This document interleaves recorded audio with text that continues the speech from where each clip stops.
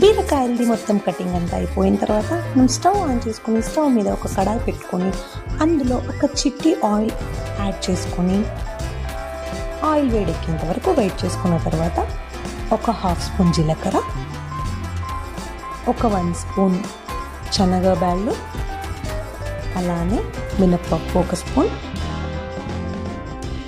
అవి మొత్తం కొంచెం అలా చిటపటలాడేంత వరకు వెయిట్ చేయాలి.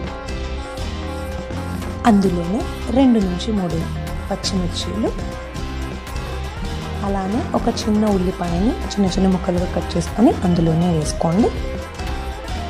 అలానే 2 ఎండుమిరపకాయలు తీసుకున్నానండి. ఇవి మొత్తం మీరు కారం చూసుకొని వేసుకోండి.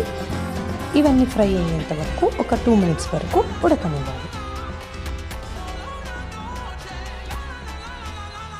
ఇలా 2 మినిట్స్ ఫ్రై అయిన దానిలో 1 ఇంచ్